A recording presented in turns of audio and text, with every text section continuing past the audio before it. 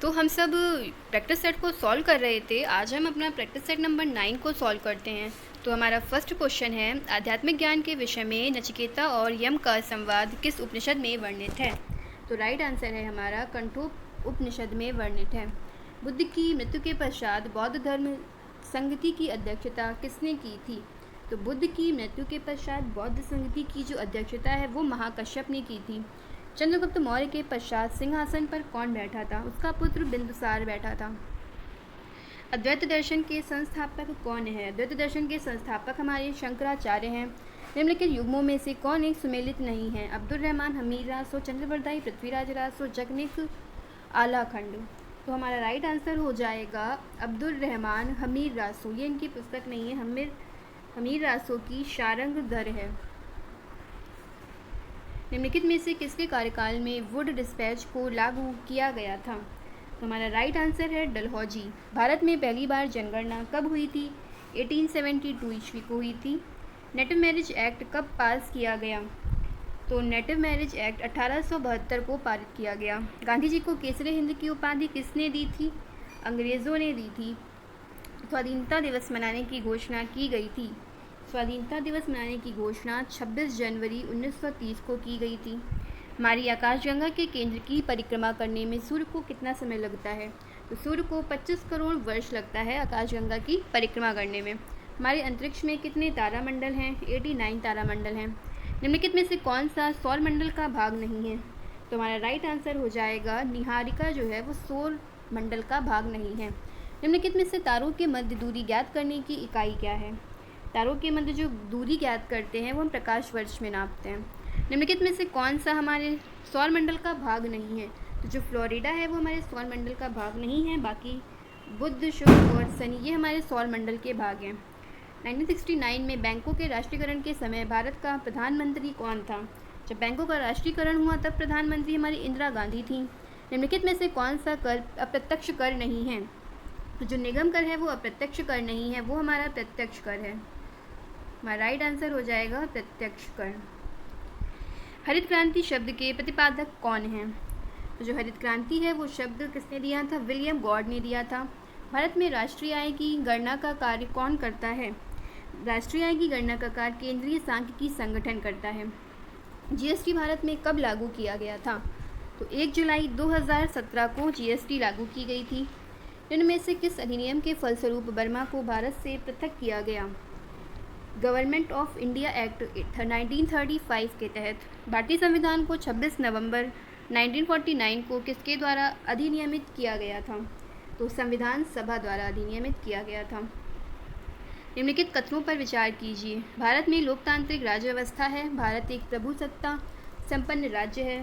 भारत में लोकतांत्रिक गणराज्य है। या भारत एक कल्याणकारी राज्य है।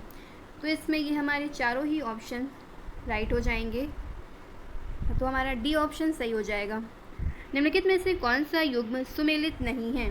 अनुच्छेद 14 विधि के समक्ष समता, अनुच्छेद 16 अवसर की समानता, अनुच्छेद 17 उपाधियों का अंत या अनुच्छेद 18 सैन्य उपाधियों की अनुमति। तो इसमें जो हमारा अनुच्छेद 17 है वो उपाधियों का अंत नहीं होगा, इसमें अस्पृश्यता का अंत है। निम्नलिखित में से भारत के वह राष्ट्रपति कौन हैं जो 2 बार राष्ट्रपति के पद पर रहे हैं। तो राजेंद्र प्रसाद जो हैं वो हमारे 2 बार राष्ट्रपति के पद पर रहे हैं। पेसमेकर का संबंध किससे है। पेसमेकर का संबंध जो है वो हृदय से है। अस्थियों की संधियों पर यूरिक अम्ल जमा हो जाने से कौन सा रोग होता है। तो हमारा गठिया रोग हो जाता है। दूध को दही में स्कंदित करने वाला एंजाइम कौन सा है। तो रेनिन एंजाइम है। ज्वालामुखी से निकलने वाली गैस कौन सी है। तो ज्वालामुखी से हमारी जलवाष्प, कार्बन डाइऑक्साइड, सल्फर डाइऑक्साइड ये तीनों ही गैसें हमारी निकलती हैं। ध्वनि का संचरण किस माध्यम में सबसे अधिक होता है। तो ध्वनि का संचरण ठोस में सबसे अधिक होता है। वाक्यांश के लिए एक शब्द क्या होगा। पश्चिम और उत्तर मध्य की दिशा। जो पश्चिम और उत्तर के दिशा होती है उसे हम क्या कहते हैं। तो उसे हम कहते हैं वायव्य। और जो ईशान होती है ये उत्तर और पूरब की दिशा होती है। नैऋत्य जो होती है दक्षिण और पश्चिम दिशा होती है। और आग्नेय जो होती है वो दक्षिण और पूर्व दिशा होती है। उड्डयन का संधि विच्छेद क्या होगा। उत्तधन डयन। ये हमारा व्यंजन संधि का उदाहरण है। निम्नलिखित शब्दों में से दिए गए समश्रुत युग्म का सही अर्थ क्या होगा? निर्झर मीन्स होता है देवता और निर्झर मीन्स होता है झरना। आत्मजयी के रचयिता कौन है? कुंवर नारायण। निम्नलिखित वाक्यों में से शुद्ध वाक्य की पहचान करें। उसने मिष्ठान खरीदा, ये हमारा शुद्ध वाक्य है। गीता रहस्य नामक पुस्तक के लेखक कौन है? जो गीता रहस्य पुस्तक है उसके लेखक हैं बाल गंगाधर तिलक। अमजद अली खां किस वाद्य यंत्र से संबंधित हैं?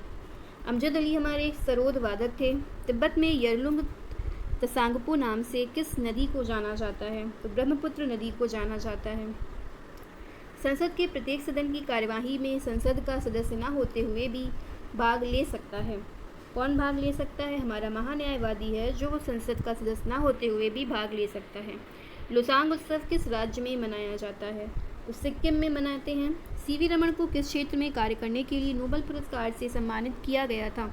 प्रकाश के प्रकीर्णन में। विश्व का एकमात्र तैरता हुआ राष्ट्रीय उद्यान कहाँ पर स्थित है? ये हमारा मणिपुर में स्थित है, लोकटक झील में स्थित है। किसकी सिफारिश के बिना विधानसभा में कोई भी धन विधेयक पेश नहीं किया जा सकता है? तो राज्यपाल की सिफारिश के बिना। इनमें से किस फसल का ज्ञान वैदिक काल के लोगों को नहीं था? वैदिक काल के लोगों को हमारे तंबाकू का ज्ञान नहीं था। उत्तर प्रदेश के पहले मुख्यमंत्री गोविंद वल्लभ पंत को किस वर्ष भारत रत्न से सम्मानित किया गया? तो 1957 में उन्हें भारत रत्न से सम्मानित किया गया।